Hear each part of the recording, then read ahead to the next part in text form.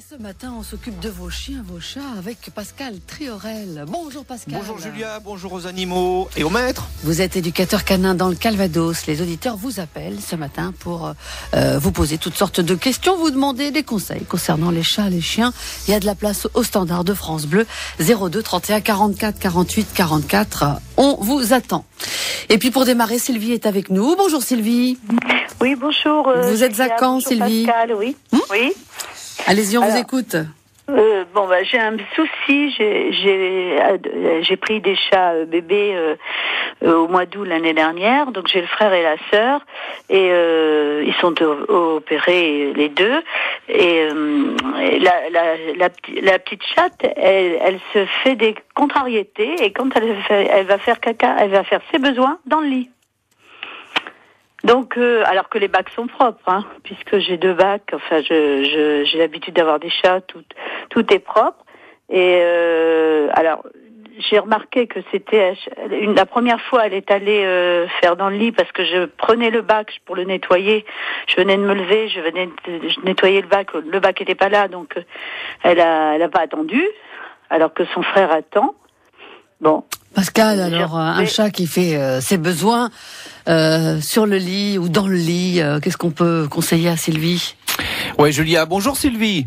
Bonjour Pascal. Alors Sylvie, ça c'est des problèmes de comportement. C'est bien connu. Le chat fait un endroit où on va bien voir. Donc c'est sûr que sur le lit, en plein milieu, généralement c'est pas dans les bouts. C'est pour se venger, pour vraiment embêter le monde. Ouais, enfin nous on pense que c'est pour venger et embêter, mais c'est des problèmes de comportement. Le chat lui se dit, je vais bien mettre là, bien en face, de façon à faire voir à tout le monde que mes excréments, je les enterre pas ceux-là, faire voir que je suis là, c'est important. Alors il est possible, Sylvie, que vous vous donniez plus d'attention à un chat qu'à un autre. Et là, à ce moment-là, il y en a un qui se dit, attends, moi aussi, je suis important dans toute cette fratrie. Donc, Sylvie, il faudrait trouver la solution. La solution, c'est simple. C'est une toute petite bombe. Et quand le chat passe devant, ça fait pchit. C'est de l'air. Et ça, il faut le mettre dès à l'entrée de la chambre, si vous interdisez les chats de rentrer dans la chambre, ou sur le lit carrément, à l'endroit où le chat va venir. C'est-à-dire que quand il va monter sur le lit, le petit appareil va détecter qu'il y a un mouvement et il va faire pchit, c'est de l'air. Le chat va prendre peur et il ira faire ses crottes ailleurs. Ça, c'est la solution. Ça, c'est un gadget qui va vraiment solutionner le problème. Ah oui. Alors, il y a ou le spray, le pchit, ou alors des ultrasons qui justement vont donner un bruit assez aigu de façon à ce que le chat aille ailleurs. Alors j'ai acheté chez le vétérinaire un genre de produit qui est dans une prise, qu'on m'a dit que ça allait la désangoisser, parce qu'en fait on va parler d'angoisse aussi. Oui, je suis d'accord. Là, il faut trouver le pourquoi elle est angoissée, pourquoi elle fait ça, mais faut trouver la solution aussi, Sylvie. Donc avec le Feliway, que ça s'appelle, que vous avez pris, donc ça c'est bien, ça va diminuer le stress, mais ça n'empêche pas que le chat veut. Il faut aussi un petit coup de shit. Ouais, il faudrait un petit coup de shit, comme dit Julia. C'est ou un petit coup de shit ou un petit coup d'ultrason. D'accord, oui. Voilà. Bon, on teste ça, Sylvie? Oui, d'accord. Allez, bonne journée à Caen. N'hésitez pas à revenir vers nous si ça ne s'arrange pas. Au revoir à vous deux. Au revoir. Au revoir. Vos questions à Pascal Triorel, éducateur canin dans le Calvados. On va accueillir Claudine qui est dans l'Orne à Alençon. Bonjour Claudine. Bonjour Julia. On vous écoute. Parce que j'ai un chien depuis peu, ça fait 1 mois et demi que je l'ai à peine.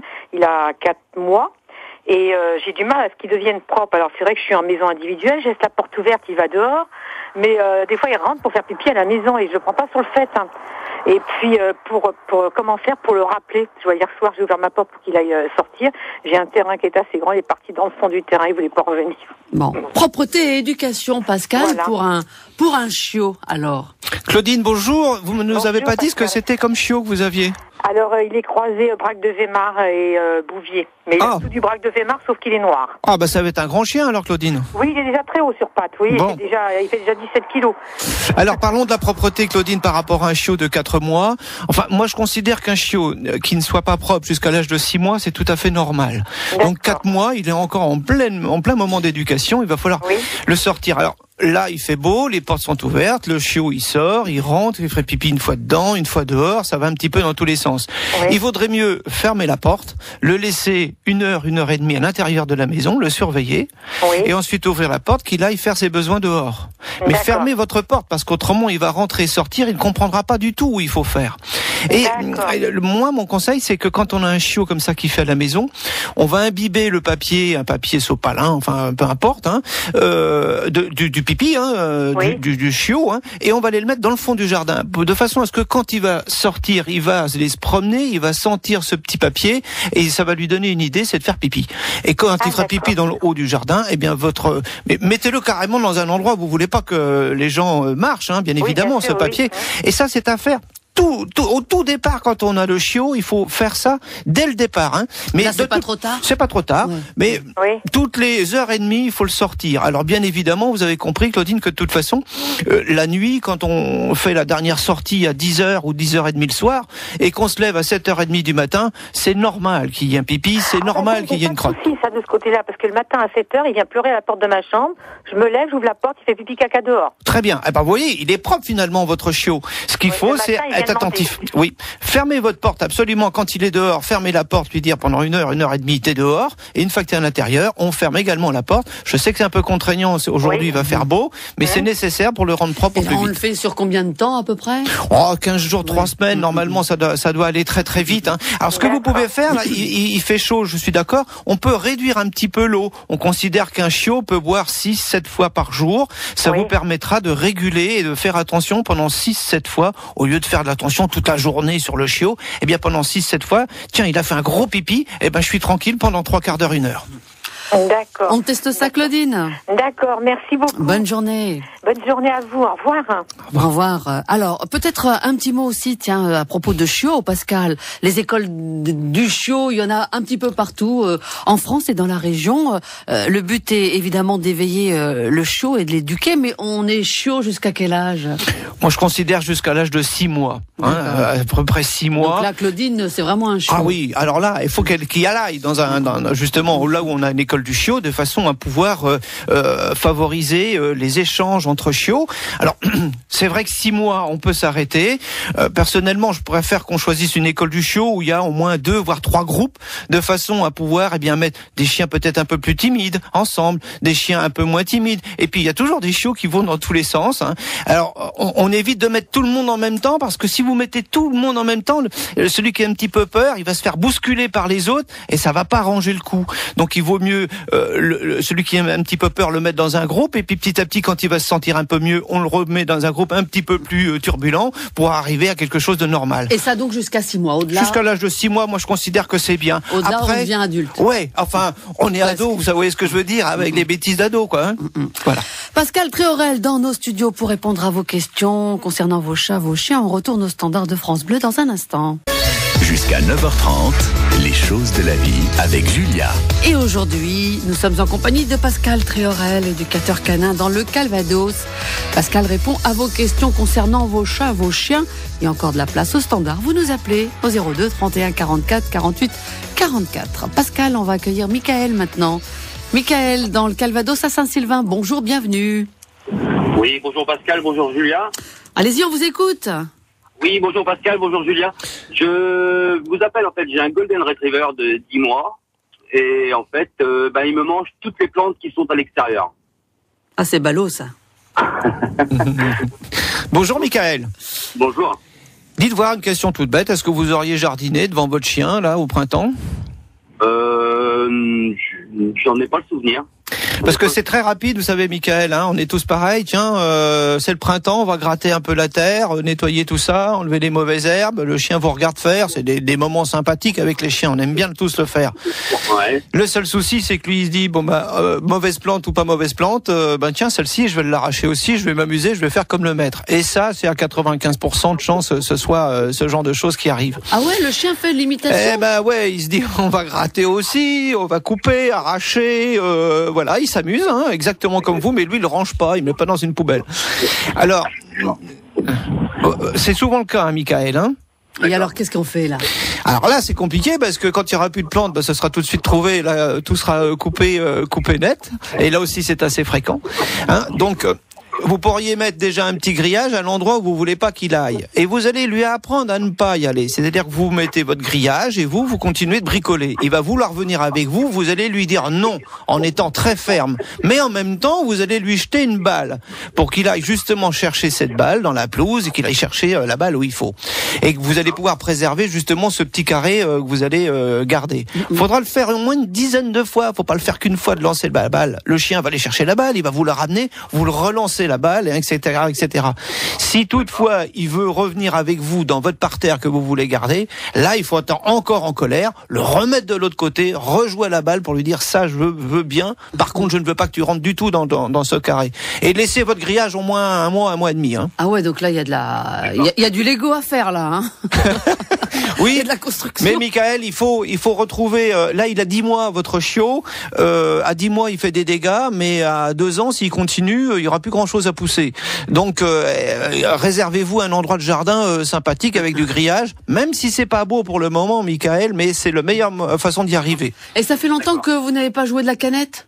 Ah oui, ma petite canette, oui. Là, alors non, parce que non, c'est plus une forme de jeu et il faut lui interdire de venir avec vous. Il faut que le chien sache, bon, vous êtes en train de bricoler, en train de faire. Moi ça va bien avec le ballon, là, il est en plein air, il y a des jeux de plein air, il y a des ballons, il y a des trucs, machin, qui font coin, enfin, etc. Mais le système de la bombe d'air ne peut pas marcher, en fait, parce que là, l'histoire de la balle, c'est bien, mais je viens de le faire opérer et donc il n'a pas le droit de courir, rien. Donc c'est un peu... Ah oui, alors il y a des jeux, ok Michael, vous avez des jeux dont le chiot et le chien doivent rester sur place. C'est-à-dire qu'il doit par exemple tirer un petit bout de bois pour avoir une petite croquette en dessous. Et là il n'est pas obligé de courir. Et il y a des jouets que, bon je vais le citer parce que, bon, bref c'est un cône qui est creux et dedans on y met des friandises. Et mais il a beaucoup de mal à l'attraper. On a aussi des balles qui sont relativement grosses et lourdes où il y a un petit trou dedans et c'est les croquettes qui tombent au fur et à mesure. Et là, le chien ne court pas beaucoup et ça lui fait une bonne rééducation. Tout dépend ce qu'il a eu, mais ça, vous pouvez en jouer en plus. Mais surtout, interdisez-lui de venir dans vos parterres. Mais là, il faut quand même mettre le grillage. Il faut mettre le grillage. Par obligation, il mettra le grillage, de toute façon. Ce que j'ai donné, Julia, comme conseil sur le chat tout à l'heure, sur le lit, on peut s'en servir également sur ce problème-là. Mais si le jardin est très grand, ça va être compliqué. Mais s'il y a une petite allée pour éviter que le chien vienne, eh bien là, on va mettre la petite bombe qui fait pchit, ou alors l'ultrason qui va lui dire, fiche-moi le camp de là, t'as pas le droit de passer. Ça, vous pouvez essayer aussi, Michael. D'accord. C'est ok pour vous, Michael ? C'est très bien. Allez, bonne journée. Merci, bonne journée, au revoir. Au revoir. Les choses de la vie. 02 31 44 48 44. Dans le Calvados à Vimont, Claudine est avec nous. Bienvenue, Claudine. Bonjour. On vous écoute. J'ai un petit chihuahua. Il mange beaucoup d'herbes et il vomit. Pourquoi qu'il vomit tout le temps? Pascal, un petit chihuahua qui mange beaucoup. Comme les chats, ils mangent de l'herbe pour se faire vomir. Oui, ils se font vomir. Pourquoi? Je vais le dire. Bonjour, Claudine. Bonjour, monsieur. Et dites-moi, Claudine, quelle couleur il est, votre chihuahua? Blanc et jaune. Il s'appelle comment? Youpi. Et quel poids il fait? 2,8 kg. Ah, mais c'est un grand chihuahua. Il est très très grand, hein. Généralement, un chihuahua, ça fait 1,5 kg, hein, pas beaucoup plus, hein, 1,7 kg, mais pas beaucoup plus. Claudine, votre problème d'herbe, on y arrive. D'abord, pourquoi il mange de l'herbe? C'est souvent pour enlever l'acidité gastrique. Vous avez remarqué qu'une fois qu'il mange de l'herbe, il s'assoit et il fait comme une vache, et vous entendez romp, romp. En fait, il est en train de faire tourner l'herbe dans son estomac de façon à pouvoir se faire vomir et enlever cette acidité gastrique. Même souvent, vous avez remarqué, Claudine, qu'il le fait 2 fois. Il vomit 2 fois. Une première fois avec beaucoup d'herbe et la deuxième fois avec que de l'acidité gastrique. C'est jaune. Les gens disent souvent, Julia, c'est de la bile. C'est pas tout à fait de la bile, c'est de l'acidité gastrique. Et c'est quelque chose de normal que le chien le fasse 1 voire 2 fois par semaine, c'est normal. Maintenant, s'il le fait 3, 4 fois par jour, il faut consulter le vétérinaire parce que là, autrement, il va s'irriter tout l'œsophage. En fait, ça va pas être bien, hein. Et donc là, il faudra peut-être un petit pansement. C'est souvent, Claudine, des chiens qui stressent. C'est des chiens qui s'énervent. C'est des chiens qui ont envie, qui sautent, qui bougent beaucoup. C'est souvent ces chiens-là qui mangent de l'herbe. Ah bon? Donc 2 fois par semaine, c'est pas bien grave. Oui. tous les Non, mais jours. là, il fait à peu près tous les jours. Hein. Bon, Non, non, c'est faut trop, consulter la Claudine alors. Et puis encore un autre petite chose, Claudine, c'est que faites bien attention. Il y a encore des traitements, des gens qui traitent au nom des chemins et autres. Oui. Et votre chien qui irait manger cette herbe traitée, ça pourrait lui porter préjudice. Ouais, donc là, c'est à voir avec le vétérinaire pour le chihuahua de Claudine. Pascal, on s'arrête là pour aujourd'hui. Oui. On va vous retrouver prochainement sur l'antenne de France Bleu. Merci encore et à très bientôt. Demain, nous serons avec notre notaire pour des conseils en matière de succession. Maître Hélène Courroy dans nos studios pour répondre à vos questions. France Bleu, à votre service. Dans quelques minutes, passez gratuitement votre annonce en direct pour vendre, acheter ou échanger. Réservez votre place pour les bonnes affaires en nous appelant immédiatement au 02 31 44 48 44. Commerçants, artisans, professionnels libéraux, agriculteurs, chefs d'entreprise, on se sent parfois seul face à ses obligations. Assurer son personnel, c'est bien son activité. L'agent général d'assurance est là pour vous accompagner.